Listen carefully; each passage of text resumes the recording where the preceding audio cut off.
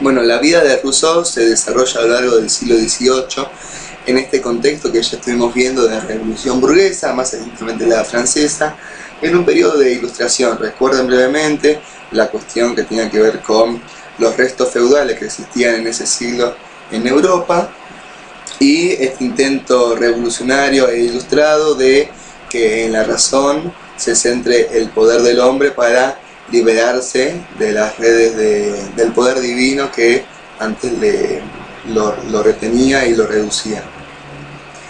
En este contexto se da el pensamiento educativo de Rousseau, que yo les dejo dos textos para que lean al respecto. Uno tiene que ver con los tres estados del hombre, el texto de Fernández Santillán, y otro tiene que ver con el que es más bien educativo, que es el de Emilio o de la educación.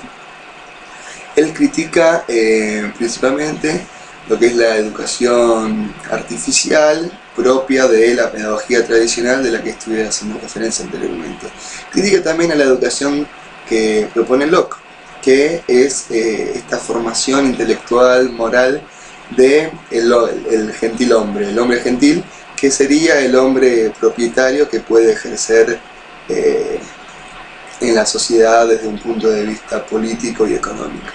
Él critica estas dos posturas y va a plantear una educación más bien ligada a la naturaleza. Para entender esto, es necesario que hable de los tres estados del hombre, que si bien no es estrictamente su pensamiento educativo, tiene fuerte influencia sobre eso, lo abarca. Rousseau va a proponer que el hombre es por naturaleza bueno y que en un principio se encontraba aislado del resto de los hombres. Sin embargo, determinadas cuestiones ambientales hizo que los hombres se empiecen a relacionar y que entren en cuestiones morales y éticas propio de la civilización que estuvieron formando. Esa sociedad que forman en un principio los hombres tiene en cuenta valores como la maldad, el odio y la bronca, y va a llamar que eso es una sociedad civil corrupta, y que ante estas desigualdades, a estas fuerzas coercitivas que usaban la violencia, deciden o proponen realizar un contrato social que pretenda ser inclusivo, en el que todos los hombres son iguales, pero que acá se inicia lo que le llama el principio de desigualdad entre los hombres, porque este contrato terminaba perjudicando a determinado sector social y a otro sector social menor en cantidad lo terminaba beneficiando.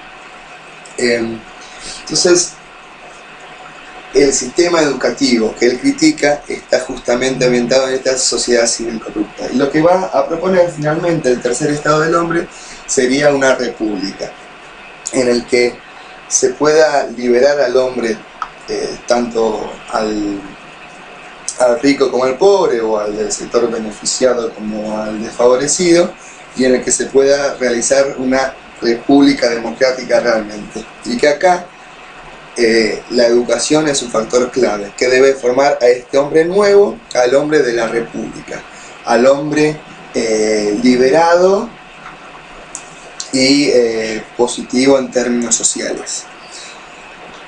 En el texto de Emilio, de acuerdo a esta configuración de los estados naturales del hombre, va a proponer 5 momentos de la educación, que tienen que ver, primero, con la infancia, en el que no se le tiene que cargar al hombre ni de moralidad, ni de contenidos específicos, ni de conocimientos intelectuales, sino que el hombre tiene que aprender a convivir desde la naturaleza, tiene que aprender desde la experiencia, desde el juego, a constituirse como un ser humano con los valores que la sociedad considere que formaría parte ese ser humano de lo que Rousseau propone en su República. Desde este estado de infancia, pasando por la niñez y por la pubertad, tiene que ver con este dejar hacer al niño, dejar que experimente, dejar que juegue, dejar que pruebe, desde la naturaleza. Ya en la cuarta fase, que es la del adulto, en la del joven adulto en realidad, va a decir que es un momento clave en la educación, ya que se empiezan a jugar muchas cuestiones éticas y morales.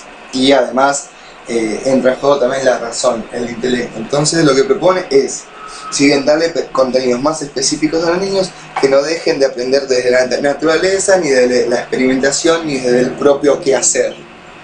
Desde el propio quehacer. Y bueno, el quinto estado sería el de Sofía, el de la mujer, la educación propiamente de la mujer. Lean lo que puedan, lean si quieren por arriba, pero es muy importante la influencia que marca Rousseau en la educación. Claramente opuesta a esta educación artificial propia de la pedagogía tradicional.